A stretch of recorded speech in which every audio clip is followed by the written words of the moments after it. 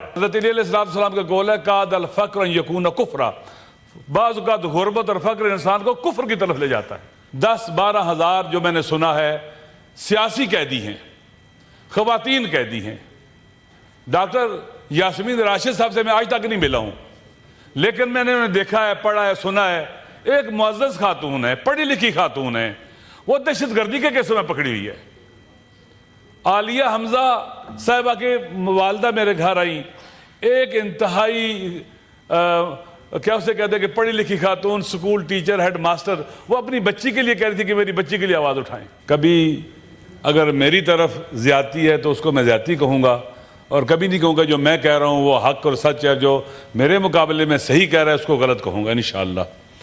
تو سیکھوں گا انشاءاللہ، یہاں بڑے سینئرز بیٹھے ہوئے ہیں دوست، اور کوشش کروں گا کہ پاکستان کے مظلوم عوام کا ایک نمائندہ بن کر رہوں اور ان کے حقوقی جنگ لڑوں، اور ان کے لیے جہاں تک سینٹ میں کام ہو سکتا ہے انشاءاللہ سب کے ساتھ مل کر کام کروں۔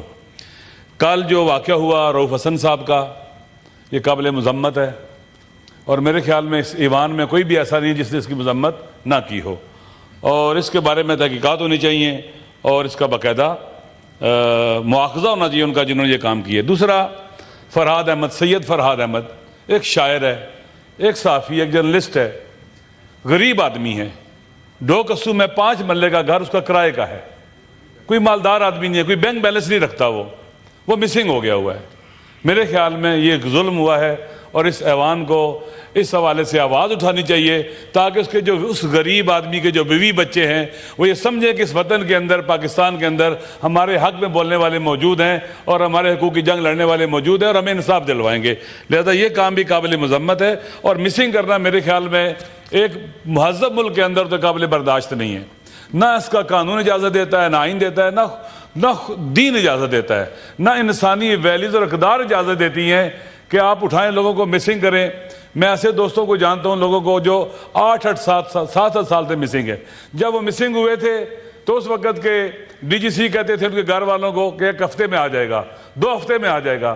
وہ 1 ہفتہ، 2 ہفتہ، 4 ہفتے اب کئی سال میں بدل گئے ہیں۔ جو بچے ان کے 4-4 کلاس میں پڑھتے تھے وہ میٹرک کر چکے ہیں، اور ان کی ماں انتظار کرتے کرتے مر چکی ہیں۔ اور یہ مسنگ پرسن کا مسئلہ انتہائی المیہ، یہ ظلم ہے۔ اس حال کے اندر میں نے جو کل سے سنا ہے، ہر ایک کو تشنہ عدالت پایا ہے، عادل نہیں ہے، انصاف نہیں ہے، ظلم ہو رہا ہے، زیادتی ہو رہی ہے، لاقانونیت ہو رہی ہے، حق پامال کیا جا رہا ہے، اور اس میں کسی کا بھی اختلاف نہیں تھا۔ یہ زیادتی کسی کے ساتھ بھی نہیں ہونی چاہیے، ہمارے دشمن کے ساتھ بھی نہیں ہونی چاہیے، کسی کا بھی حق پامال نہیں ہونا چاہیے، ہمارے دشمن کا بھی حق پامال نہیں ہونا چاہیے۔ اگر ہم اس نقطے پر آ جائیں کہ عدل اور انصاف رول آف لا کے بغیر ممکن ہی نہیں ہے، رول آف لا نہیں ہوگا تو عدل و انصاف کبھی نہیں ہو سکتا۔ آئیں رول آف لا کی طرف چلیں، اس ملک کو قانون کی عملداری دیں، آئین کی سربلندی اور حکمرانی دیں۔ اگر آئین پر عمل ہو، قانون پر عمل ہو، یہ دکھ درد جو ہم یہاں اپنے لے کے بیٹھے ہوئے ہیں، ان کا موقع نہیں ہے گا ہم اپنے عوام کے ترجمان بنیں گے۔ ایک دوست نے کہا، بزرگ نے کہا کہ 25 کروڑ عوام کے یہاں پر ہم نمائندے موجود ہیں۔ جس حال سے ہمارے عوام گزر رہے ہیں، پاکستان کے عوام، جس مہنگائی کے، بجلی کے بل دیکھ لیں، آپ سب معاشرے میں رہتے ہیں، میں بھی معاشرے میں رہتا ہوں، بے روزگاری کو دیکھ لیں، مشکلات کو دیکھ لیں، تعلیمی سہولتیں ان کے لیے نہیں ہیں، ہیلتھ کی سہولتیں نہیں ہیں، مہنگائی کی چکی میں پس رہا ہے ہمارا معاشرہ طبقہ جو ہے، مڈل کلاس کے لوگ نیچے گر رہے ہیں، مڈل کلاس سے فقر بڑھ رہا ہے، ہر طرف بڑھ رہا ہے۔ حضرت علی علیہ السلام کا قول ہے قاد الفقر ان یکون کفرا، بعض اوقات غربت اور فقر انسان کو کفر کی طرف لے جاتا ہے۔ لوگ اس طرح سے سماجی اور اخلاقی برائیاں پیدا ہوتی ہیں۔ تو میرے خیال میں ہمیں چاہیے کہ ہم عدل سب کے لیے مانگے، انصاف سب کے لیے مانگے، صرف اپنے لیے نہیں۔ دیکھیں اس وقت پاکستان میں حالیہ دنوں میں، پہلے بھی اور ابھی بھی، 10-12 ہزار جو میں نے سنا ہے سیاسی قیدی ہیں، خواتین قیدی ہیں۔ ڈاکٹر یاسمین راشد صاحب سے میں آج تک نہیں ملا ہوں، لیکن میں نے انہیں دیکھا ہے، پڑھا ہے، سنا ہے۔ ایک معزز خاتون ہے، پڑھی لکھی خاتون ہے، وہ دہشت گردی کے کیسوں میں پکڑی ہوئی ہے۔ عالیہ حمزہ صاحبہ کے والدہ میرے گھر آئیں، ایک انتہائی کیا اسے کہتے ہیں کہ پڑھی لکھی خاتون، سکول ٹیچر، ہیڈ ماسٹر، وہ اپنی بچی کے لیے کہہ رہی تھی کہ میری بچی کے لیے آواز اٹھائیں۔ وہ عالیہ حمزہ کا شوہر کینسر میں مبتلا ہے، کینسر کا مریض ہے، بچے چھوٹے چھوٹے ہیں، کبھی لاہور میں، کبھی میاں والی میں، کبھی سرگودا میں اس کو لے جایا جاتا ہے ایک ہی وقت کے کیسز میں. یہ نا انصافی ہے.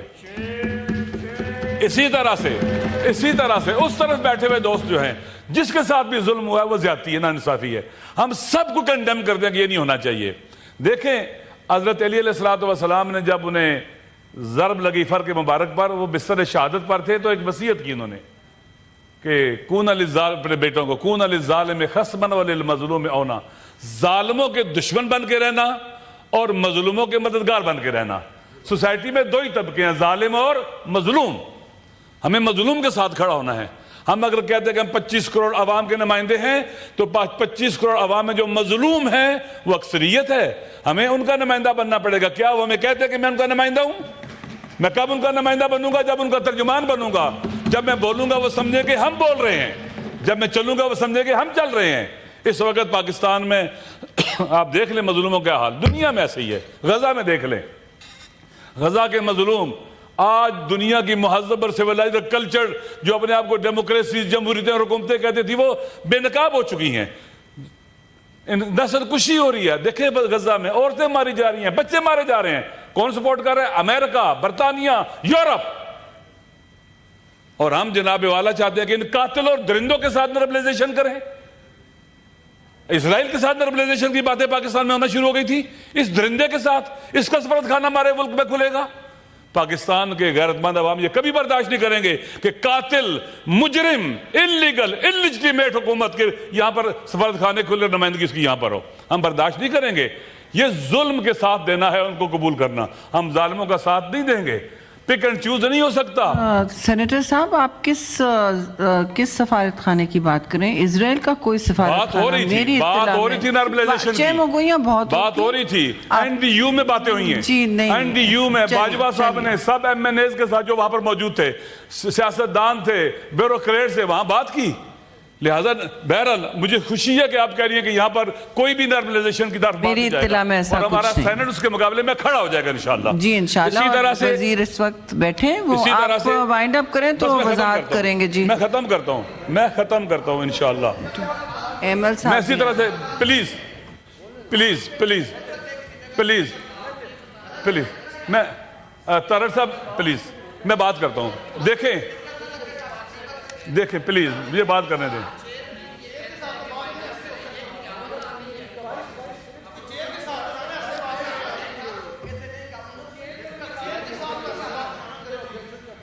ابرو صاحب آپ اپنے پلیز آپ تجاوز کر رہے ہیں. اگر آپ کو رولز کا نہیں ادراک تو مجھے بھی آپ کو آپ کا مائک آن کرنے کا کوئی پلان نہیں ہوگا، منصوبہ نہیں ہوگا. بالکل چیئر رولنگ دے سکتے ہیں. آپ بیٹھ جائیے، تشریف رکھیں مولانا صاحب.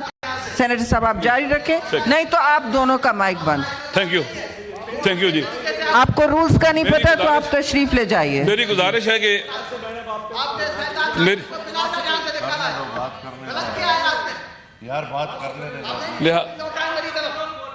دیکھیں میڈم، جو میں سمجھتا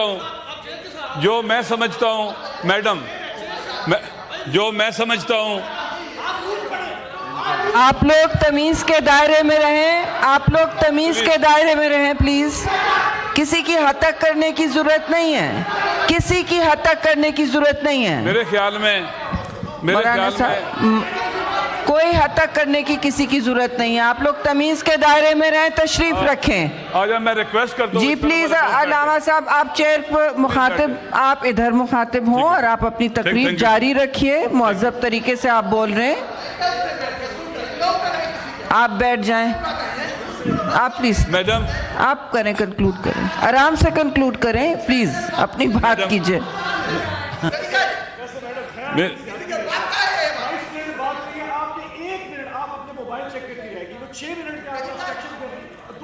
میں نے ان سے کہا ہے آپ آرام سے بات کیجئے، آپ تشریف رکھیے. حوصلہ کریں، آپ حوصلہ کریں. اون صاحب ان کو بات کرنے دیں، ان کا ٹائم مت دیں. جی مولانا صاحب.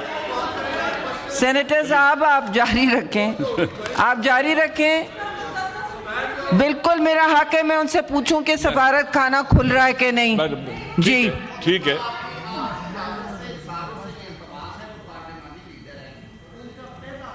پہلا خطاب ہے, ان کو کرنے دیں.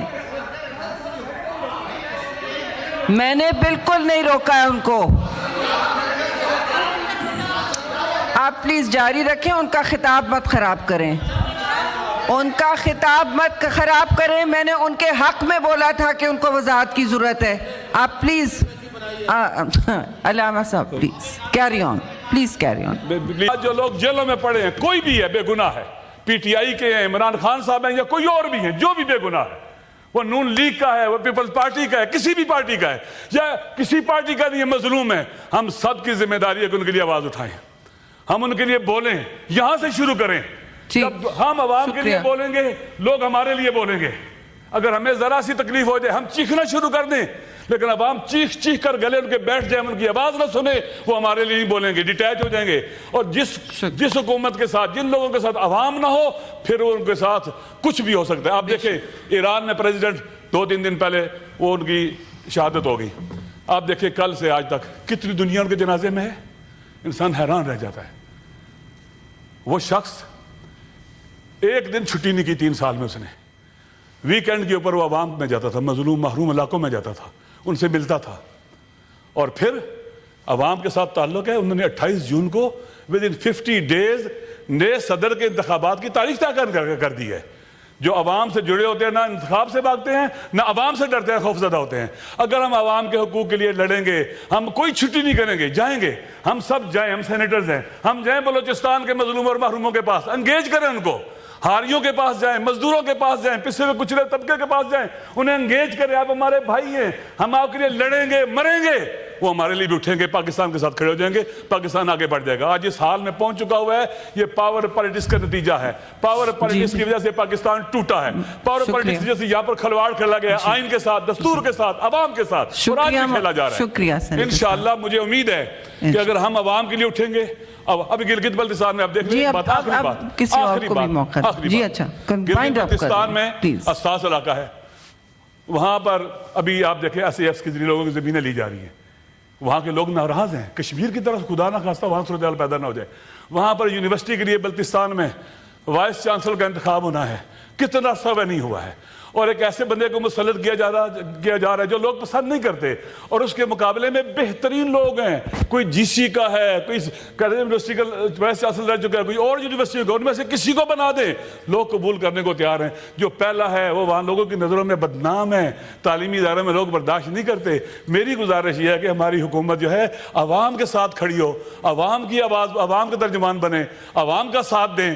اور خدا نہ خواستہ عوام اگر چیز کو ناپسند کرتے ہیں اور اس میں کوئی حرج بھی نہیں ہے, اس سے بہتر. جی شکریہ, آپ کا پوائنٹ بہت وضاحت سے آ گیا, بہت بہت شکریہ.